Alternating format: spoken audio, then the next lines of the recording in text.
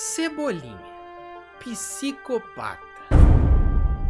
Mais inocente que pareça esse moleque, que a única característica que tem é falar helado, ele é o verdadeiro vilão da Turma da Mônica. Mas que ultraje! Olá, meu nome é Arthur e sejam bem-vindos ao canal mais vilanesco aqui da minha rua. Espero que você esteja bem e hoje vamos ter um vídeo diferente aqui no canal. Continue. O Projeto Corneta postou um vídeo falando que o Cebolinha é o verdadeiro vilão da Turma da Mônica. O quê? Então achei que seria interessante fazer um vídeo defendendo o Cebolinha, pois na minha visão ele não é o vilão. E já quero deixar bem claro que gosto muito do Projeto Corneta, assisto os vídeos dele com frequência e eu tenho nada contra o Matheus ou contra o seu canal. Estou fazendo esse vídeo pois meu nicho é de vilões e eu também gostaria de dar uma palhinha sobre o tema. Bom, o Matheus começa falando que o Cebolinha tem uma grande ânsia de poder. A gente não pode negar que esse menino tem uma grande ânsia de poder, né? Ele deseja dominar a rua, ser o dono da rua, ser a turma de Cebolinha. Isso é algo esquisito de se pensar, porque tipo, o Cebolinha ele é só uma criança. Por que ele tem tanto esse desejo? E eu concordo com o Matheus nesse ponto. O quê? Só que eu não vejo problema nisso. O gibi tem o nome dela, a turma é da Mônica, e a Mônica ainda bate naqueles meninos que ficam enchendo o saco dela. Ou seja, a Mônica tem o protagonismo. Claro que é porque o Maurício de Souza se inspirou na filha dele e tal, que também chama Mônica. Então tem sentido. Mas para o Cebolinha que tá na história, não há uma lógica e não há um sentido para que ela tenha esse protagonismo. Então ele se voluntaria e ele quer que ele tenha os holofotes para ele. Ele gostaria de ser o dono da rua, ele gostaria de ter um protagonismo que é dado para Mônica. E isso é muito normal. Quantas crianças não querem ser o líder do grupinho? Quantas crianças não querem ter uma certa relevância ali na sua sala de aula, ali no seu grupo de amigos, ali na sua escola? Entende? É uma ambição e uma vontade muito palpável, não é algo tão de vilão isso, eu diria. Ah, Arthur, mas teve episódio lá dos 5 fios mágicos, lá do Cebolinha, que ele quer dominar o mundo. Ele no último desejo, ele iria pedir pra dominar o mundo. Só que ele acaba sendo impedido pela Mônica e pelo Cascão, né? Que pedem pra tudo voltar ao normal. Mas no último desejo, o Cebolinha ia usar o fio de cabelo que restava na cabeça dele pra pedir pra dominar o mundo. Sabe? Ele quer dominar o mundo por quê? Porque sim, porque ele tem fome por poder. Não, ele não falou que quer dominar o mundo. No último fio de cabelo dele, ele ia pedir para ser o cara mais bonito do mundo.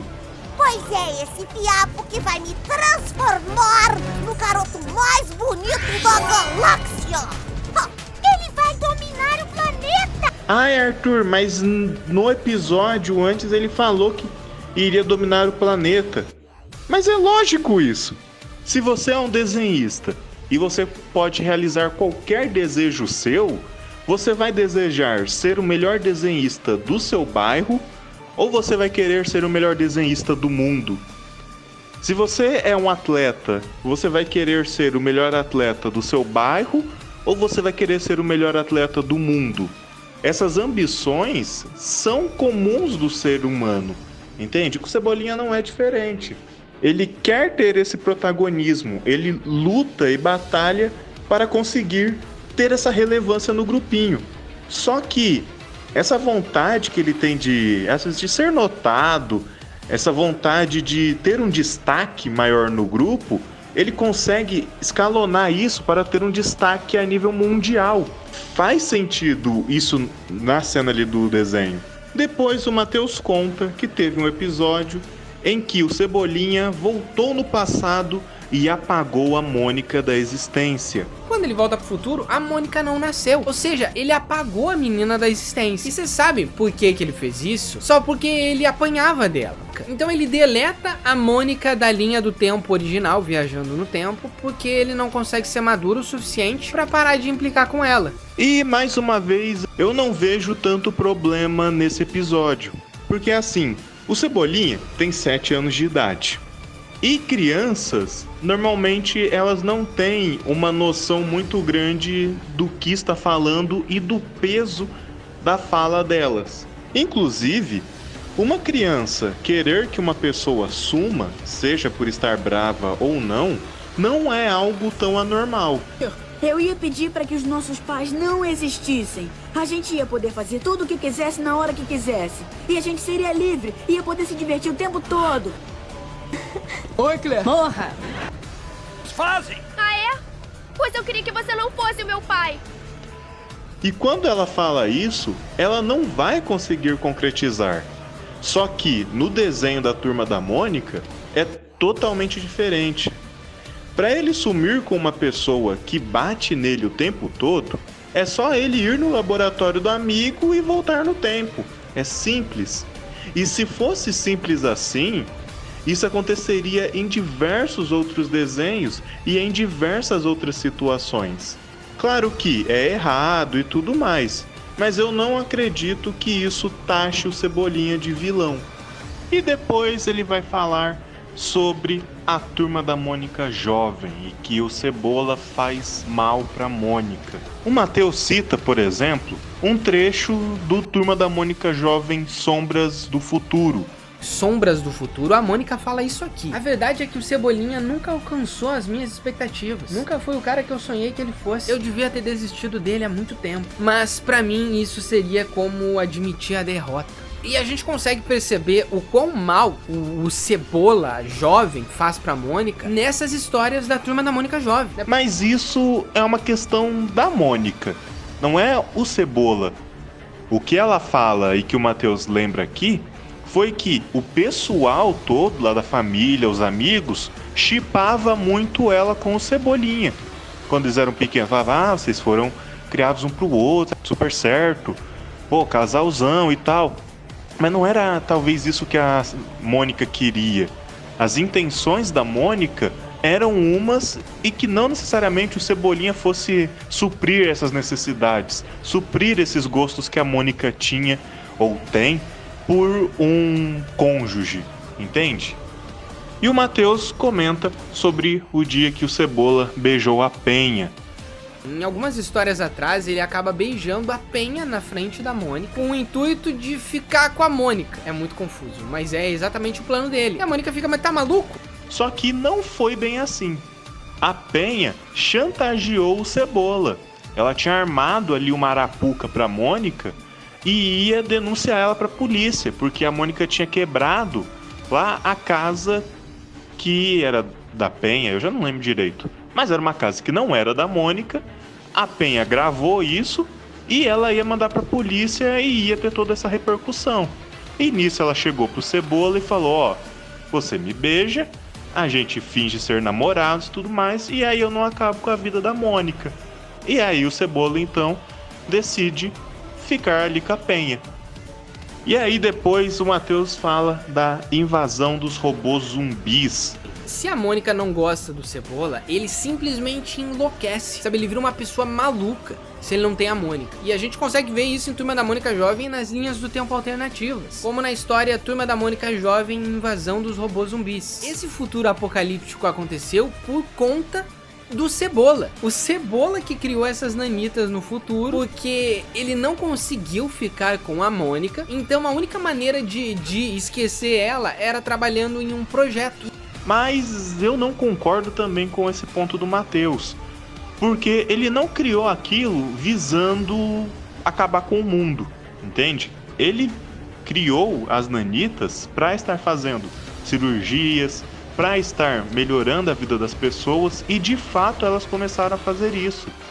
A questão é que as nanitas tiveram um pensamento ali errado e começaram a se voltar contra a humanidade.